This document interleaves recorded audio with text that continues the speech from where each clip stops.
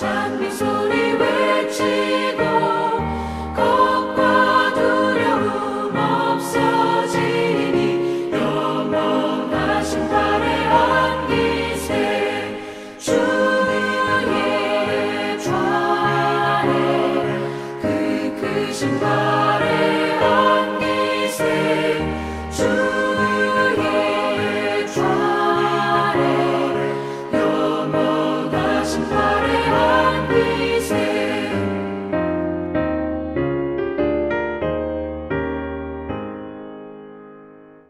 함께 기도하시겠습니다. 하나님 감사합니다. 오늘도 하나님 말씀으로 하루를 시작합니다.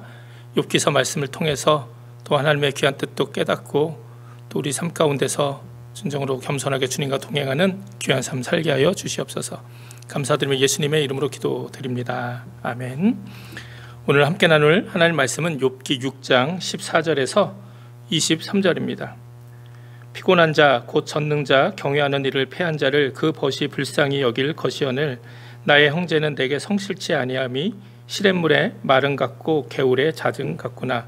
얼음이 녹으면 물이 검어지며 눈이 그 속에 감추었을지라도 따뜻하면 마르고 더우면 그 자리에서 아주 없어지나니 때를 지은 객들이 시냇가로 다니다가 돌이켜 광야로 가서 죽고 대마의 떼들이 그것을 바라보고 스바의 행인들도 그것을 사모하다가 거기 와서는 바라던 것을 부끄리고 낙심하느니라.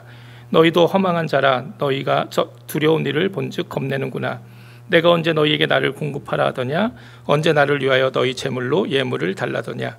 내가 언제 말하기를 대적의 손에서 나를 구원하라 하더냐. 포악한 자의 손에서 나를 구속하라 하더냐. 아멘. 오늘도 하나님의 말씀을 하루를 시작하신 여러분들에게 하나님의 귀한 은혜가 함께 하시기를 바랍니다. 오늘 본문인 욥기 6장은 이제 엘리바스의 그 첫 번째 말에 대한 욥의 첫 번째 대답이 기록되어 있습니다. 우리가 함께 읽진 않았지만 1절부터 13절까지의 말씀을 쭉 읽어보면 이 욥은 엘리바스의 말에 참 많은 큰 상처를 받았다는 것을 우리가 알 수 있습니다. 그리고 욥은 그것을 숨기지 않았어요. 1절부터 보니까 욥은 지금 자신이 당하고 있는 고통에 무게를 달아볼 수만 있다면 아마도 바다, 모래보다 더 무거울 것이라고 이야기를 합니다. 그만큼 너무나도 큰 고통이 있다는 거예요. 그리고 그 고통으로 인해서 정말 경건했던 욥도 인간적인 절망을 아주 표현했던 것이죠. 욥이 왜 자신의 생일을 저주하고 자신의 생명이 빨리 하나님께서 가져가기를 간구합니까? 그만큼 너무나도 아픈 가운데 있었기 때문이에요. 4절에서도 욥은 하나님께서 마치 자신을 관역으로 삼고 화살을 쏘신 것 같다고도 표현을 합니다. 어떻게 보면 믿음이 없는 말일 수도 있지만 그러나 이것은 어쩌면 욥이 가지고 있는 현실이고 또 그는 정말 정직한 사람이기 때문에 자신의 마음 가운데 있는 아픔을 그대로 표현한 것이죠. 여러분, 우리가 한 가지 조금 오해하고 있는 것이 있는 것 같습니다. 믿음이 굳건하다는 것, 경건하다는 것은 아무런 감정의 기복도 없는 것을 뜻하는 것은 아닙니다.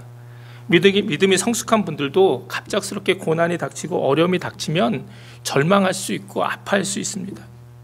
사실 다윗도 그러지 않았습니까? 다윗이 쓴 시편을 보면 모든 것이 다 시편 23편처럼 감사와 은혜가 넘치는 그런 그 노래만 있는 것이 아니에요. 어떤 노래든 어떤 시편은 정말 이 다윗이 분노하는 것이 나옵니다. 자기를 해하려는 사람들을 향한 분노, 하나님께서 정말 저들의 원수를 갚아달라. 그리고 자신이 정말 위태한 것에 대한 절망. 그래서 나와 정말 이 목숨은 자신을 둘러싸고 있는 모든 울타리가 다 무너진 것 같고 자신의 목숨이 경각에 달려있는 것 같고 때로는 하나님이 나를 떠나신 것 같은 그런 아픔, 그런 절망, 고통도 다윗은 다 고백하고 있어요. 정직하게 하나님 앞에서 모든 것을 다 이렇게 내어놓고 있는 것이죠. 하물며 우리들은 어떻겠습니까? 우리들도 어려움과 아픈 일, 힘든 일 당하면 마음이 어려울 수밖에 없어요. 우리 말에서도 정말 믿음의 언어보다는 절망의 언어가 나올 수도 있습니다. 그러나 때로 우리가 아프면 아프다 말해야 될 때가 있어요. 소리내어 울기도 해야 될 때가 있습니다. 그냥 마냥 마음속에 담아놓고 참는다고 다 좋은 것은 아니죠. 특별히 우리가 이런 것들을 어디에 쏟아내야 됩니까? 하나님 앞에 기도하며 모든 것을 좀 쏟아낼 필요가 있다는 거예요. 히스기야가 하나님께서 이스라엘을 통해서 내 병이 낫지 못하고 죽을 것이다 이 말을 들었을 때 히스기야가 어떻게 합니까? 그 믿음 좋아서 네 하나님 그렇게 하겠습니다 이렇게 받아들입니까? 그렇지 않잖아요. 통곡하며 기도하잖아요. 그러면서 하나님께 자신의 생명을 연장해 달라고, 자신을 고쳐달라고 기도하지 않습니까? 이게 히스기야의 마음의 본심이잖아요. 그때 하나님께서는 히스기야의 기도에 응답하셔서 뜻을 돌이키셔서 15년의 생명을 더 연장시켜 주셨습니다. 다윗도 히스기야도 사실 욥도 그런 면에서는 정말 하나님 앞에서 믿음 있고 경건한 사람이었지만 정직한 사람들이었다는 거예요. 그러나 우리가 이런 모습 속에서도 한 가지 기억해야 될 것이 있습니다. 때로 하나님이나 사람들 앞에서 우리의 고통과 슬픔을 정직하게 표현한다 하더라도 그러나 꼭 기억해야 될 것, 결단코 하나님을 부인하거나 원망하거나 떠나면 안 된다는 거예요. 욥도 고통 가운데서 자신의 현재 상황을 절망했지만 그래서 하나님 앞에서 하나님이 빨리 나의 생명을 거두어 가시기를 간구했지만 그래도 10절에 무엇이라고 고백합니까? 그러할지라도 내가 오히려 위로를 받고 무정한 고통 가운데서도 기뻐할 것은 내가 거룩하신 이의 말씀을 거역지 아니하였음이니라 이렇게 말하고 있어요. 욥은 고난 중에서 절규하고 있었지만 자신의 생명을 빨리 거두어 가달라고 자기가 태어난 날을 저주하는 어떤 그런 모습도 있었지만 결코 하나님을 저주하거나 부인하지 않았다는 거예요. 그리고 이 부인도 뭐라고 얘기합니까? 하나님 저주하고 스스로 죽어라 이렇게 이야기할 때도 욥은 그 말에 꿈쩍도 하지 않았어요. 생명의 주인은 하나님이시기에 자기 스스로 그 고통 가운데 있었지만 스스로 목숨을 끊으려 하지도 않았습니다. 왜? 생명의 주인은 하나님인 것을 믿었기 때문에, 인정했기 때문에. 우리들도 때로 뜻하지 않은 고난 가운데 또 어려움과 아픔 가운데 절망할 수 있습니다. 그러나 그 절망 속에서도 우리는 다시 하나님을 인정하며 그분의 뜻에 맡기는, 우리의 삶을 맡기는 귀한 믿음이 있어야 될 줄 믿습니다. 때로 여러분 하나님 앞에서, 사람들 앞에서 우리들의 아픔 드러내도 괜찮습니다. 때로 장로님이, 권사님이, 집사님이, 목사가 어떻게 저런 일을 이 어려움을 왜 저렇게 대할까? 여러분 그렇게 생각하지 마세요. 엘리바스와 같은 마음입니다. 그러면 욥 정도의 고난이 있으면, 또 욥까지는 안 가더라도 우리 삶에 어려움이 있으면 하나님께서는 우리가 정말 진실되고 정직하게 하나님 앞에서 우리 아픔을 드러내기 원하세요. 그래야 하나님께서 또한 치유의 길도 열어주시는 줄 믿습니다. 또 특별히 오늘 함께 읽은 본문은 이 욥의 한 말 속에 또 중요한 은혜가 담겨져 있습니다. 욥은 이제 자신을 비난하고 있는 엘리바스와 그것을 가만히 옆에서 듣고만 있는 친구들을 향해 서운한 마음을 그대로 이야기하고 있습니다. 그래서 14절부터 15절에 보면 욥이 이렇게 얘기하는 거예요. 피곤한 자, 전능자, 경외하는 이를 패한 자를 그 벗이 불쌍히 여길 것이오늘.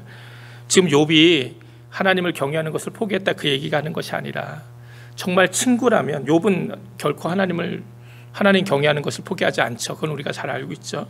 근데 이건 친구들에게 얘기하는 거예요. 뭐라고 얘기하냐면, 내가 전능하신 분을 경외하든 말든, 내가 하물며 내가 이렇게 믿음이 없어졌을지라도 내가 이런 절망 속에 허덕일 때야말로 정말 친구가 필요한 때인데, 친구라는 것들은 물이 흐르다가도 마르고 말랐다가도 흐르는 개울처럼 믿업지 못하고 배신감만 느끼게 한다는 거예요. 15절, 나의 형제는 내게 성실치 아니함이 시냇물의 마름 같고 개울의 잦음 같구나. 지금 욥의 친구들에게 이렇게 얘기하고 있는 거예요.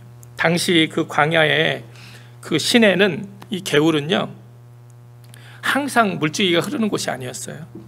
비가 오면 잠시 시냇물이나 개울이 생겨서 물이 흐르는데 비가 그치고 또 날이 뜨거워지면 금방 그것이 마르고 사라지고 맙니다. 그래서 광야로 여행하는 사람들이 이것 때문에 큰 낭패를 경험하게 돼요.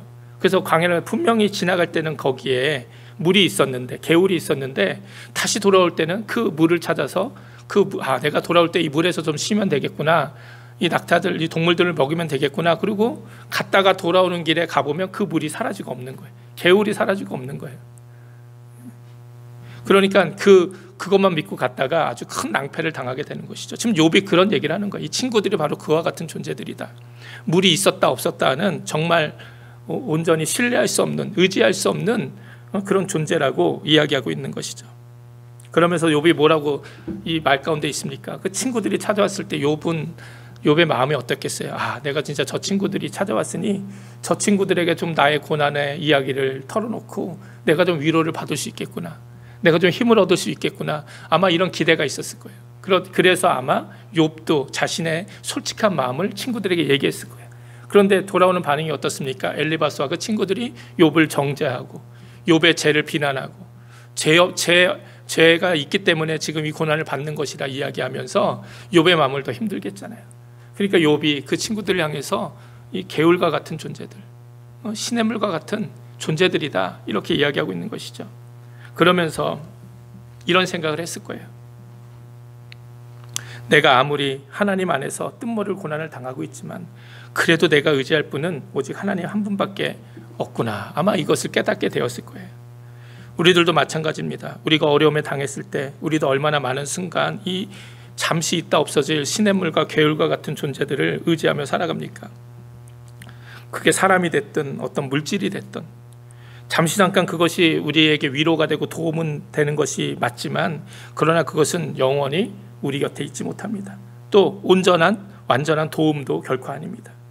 오직 우리가 영원히 붙들고 의지할 분은 오직 하나님 한 분밖에 없음을 고백하는 귀한 믿음이 있기를 축원을 드립니다. 내가 의지하는 사람들이나 세상의 물질, 내가 소유한 것들은 결국 이 시냇물이나 개울 같은 존재들 뿐이에요. 한때는 물이 넘쳐나고 그래서 그것에서 내가 위로도 얻고 쉼도 얻고 도움도 받는 것처럼 보이지만 정작 진정한 도움이 필요할 때는 메마른 땅과 같은 존재가 될 뿐이에요. 그러나 우리가 믿고 의지하는 주님은 결코 그렇지 않죠. 그분은 언제나 한결같으십니다. 예수님 요한복음에서 4장에 한낮에 우물에 물을 기르러 온 사마리아 여인에게 무엇이라 이야기합니까? 이 물을 먹는 자마다 다시 목마르려니와 내가 주는 물을 먹는 자는 영원히 목마르지 아니하리니 나의 주는 물은 그 속에서 영생하도록 솟아나는 샘물이 되리라. 또 요한복음 7장에 명절에 모인 사람들에게 예수님 또 이렇게 말씀하십니다. 누구든지 목마르거든 내게로 와서 마시라. 나를 믿는 자는 성경의 이름과 같이 그 배에서 생수의 강이 흘러나리라. 비교가 되지 않습니까? 한순간 있다가 사라지는 개울과 같은 시내와 같은 그런 존재가 아니라 영원토록 솟아나는 샘물과 같은, 영원토록 흘러넘치는 생수의 강과 같은 그 주님 더욱 의지하고 붙잡고 우리가 살아갈 때 정말 우리의 삶 속에 정말 그 어려운 고난 가운데서도 아픔과 고통 속에서도 우리가 다시 소망을 품고 다시 하나님의 은혜와 사랑 속에서 새롭게 되어지는 귀한 일들을 경험하게 될 줄 믿습니다. 오늘 욥의 이 말을 통해서 다시 한번 우리가 정말 하나님 앞에서 우리 아픔을 정직하게 고백할 수 있는 그런 믿음이 있기를 원하고 또 이 시내와 개울과 같은 헛된 것들 혹시 내가 의지하고 기대하고 살고 있었다면 이제는 영원한 하나님만을 바라보며 주님만을 우리가 바라보며 살아가기를 다시 결단하는 귀한 아침 되기를 주님의 이름으로 축복을 드립니다. 함께 기도하시겠습니다. 하나님 감사합니다. 오늘도 욥의 고난과 또 말을 통해서 다시 한번 우리의 모습을 돌아보며 또 우리의 믿음을 결단합니다. 무엇보다 잠시 있다 없어질 시내와 같은 개울과 같은 세상의 것들 또 사람들 우리가 기대하고 의지하지 않고 오직 영원한 우리의 생수가 되시는 샘물이 되시는 예수님 주님만을 더욱더 붙들고 살아갈 수 있는 우리 모두 되게 하여 주시옵소서. 감사드리며 예수님의 이름으로 기도드립니다. 아멘. 주기도문 하시겠습니다.